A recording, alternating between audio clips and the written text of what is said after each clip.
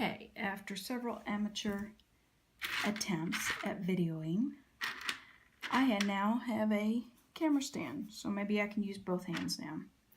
I've created these nice rings out of Georgian riveted steel. This is what I accomplished this week in terms of, I'm just showing you the highlights. It's not everything I've done, but shall we say it's the highlights of it. This is an antique locket. My understanding, these are supposed to be hair. I looked at this carefully. To me, that doesn't look like hair. Possibly it is. It almost looks like a grass or a bamboo, but I think that's supposed to be hair inside, but the pieces are so tiny. So without taking it apart, these are loose inside, so it would probably all come apart. It's probably been glued down at some point, but it dries over time. This locket is nice in that the back will come off.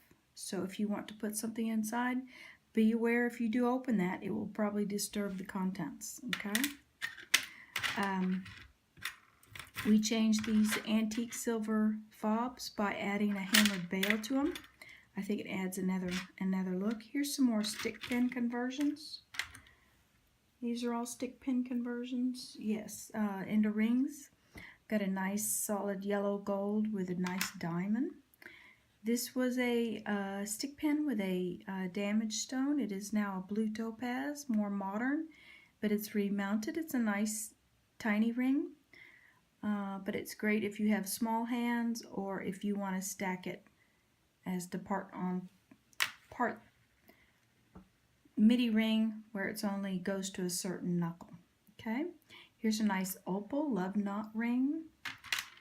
And then the agate ring I talked about last week. It's not entirely straight. Can you see there is a slight difference between the two sides?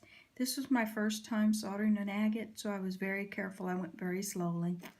I finally got it to solder both sides. The band is hammered. I'm going to leave it. That's just the way it's going to come out. I think it looks fine. Just be aware that it is hand done, so there will be some, you know, as best we can do, and we just don't want to harm the stone, so I'll leave it like that. Okay, these are gemstone earrings I've done. This is a kind of different. I'm calling it a worry ring. This is a slide, and it's an antique. It's solid gold and a solid gold band on the ring, and it twirls around. You can leave it that way. It'll even twirl around on the twisted part. This was a stick pin. It is now a ring. And so you can see what that looks like on the finger. And that actually will turn around. It has a nice little engraved scene on the front, but it's loose. So it's just a fun piece, okay? I call it a worry ring. Here's a nice locket I showed you last week. Here it's on a chain that we created out of a slide. You can see it's a modern version of one of those really long chains. It is now shorter and more reasonable. You can wear this with any other jewelry that you have. Here's some more neat locket chains that we've created. That's an antique faceted bead, but you can tell it's plated. It just doesn't have that same same look as gold fill. Gold fill over time will last longer. Here's a nice gold filled Victorian hook. Here's another version. It's a similar chain, a little bit thinner. There's another hook. Some more beads. Okay. Just a great look for an antique locket. Here's a how-to this week. Lots of these antique chains twist. If you'll see this, it's a handmade chain from the 1800s, and they just do it. It just happens. More modern chains do not twist like this. It's just a characteristic of the antique chain. They've improved them, and just to make this so that it's not twisted anymore, you can see that one just fell into place that time. Sometimes they're twisted so bad that you can't get it back. Let's see if I can put a twist back in there. That's a little bit harder. Sometimes you can, sometimes you can't. Well, in order to get a twist out, what you do is you hold very tightly on both sides of the twist and turn. And sometimes you just have to finagle it. But that's how you get those twists out. When you get one that gets twisted like this, and it's stuck, you just put your hands on both sides of the twist and turn opposite. You rotate your hands the opposite. Each hand is rotated in a different direction, okay? And that'll get it back flat again. But I think these antiques change. That's just one of them. They'll just always do this twisting. This is a nice pair of chandelier earrings. They were all in pieces last week. This week, here they are with citrine gemstones, okay?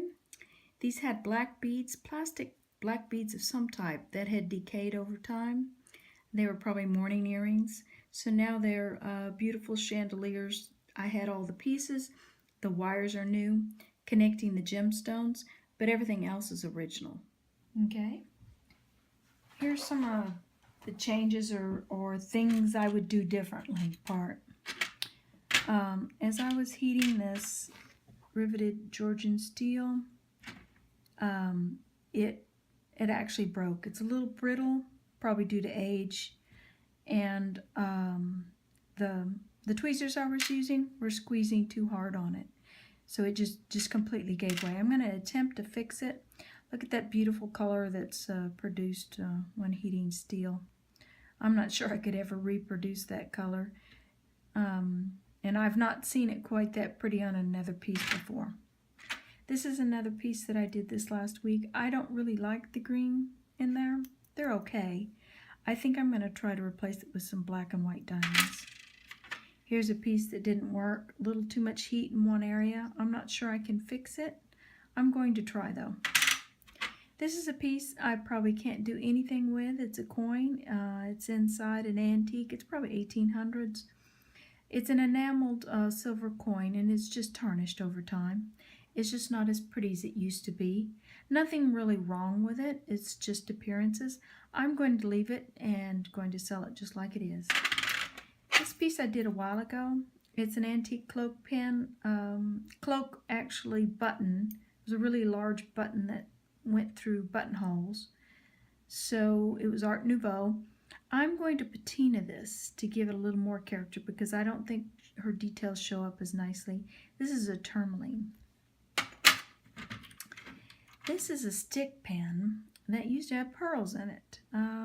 When you heat pearls, if you're not careful, you can absolutely destroy them, which I did in this case. I'm going to have to replace all of them. It still needs to be clean where the pearls used to be. But since all of them are gone, maybe I can get consistent color by going ahead and replacing them.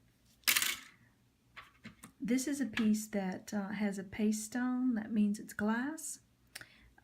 It's different than a synthetic. Synthetic is will have the same properties as a real stone, but a paste stone is usually just glass. I don't know if they're made from anything else.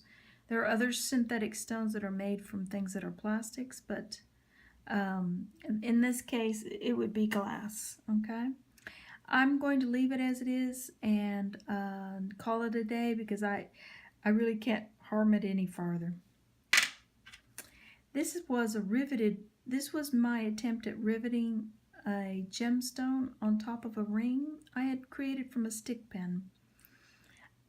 Pounding a rivet down on a bead on a small ring is quite a bit of force, apparently too much for this.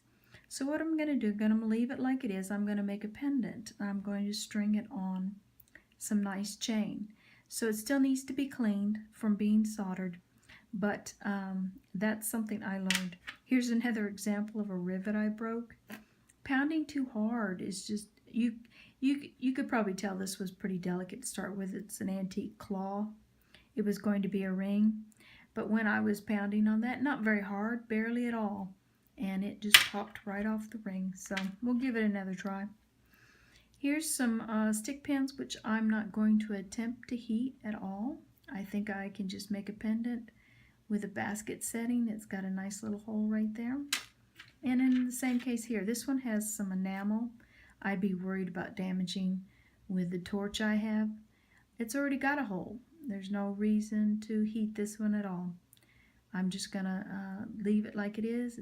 It's hallmarked. It's got a nice moonstone and a diamond on it, and it'll be a great pendant.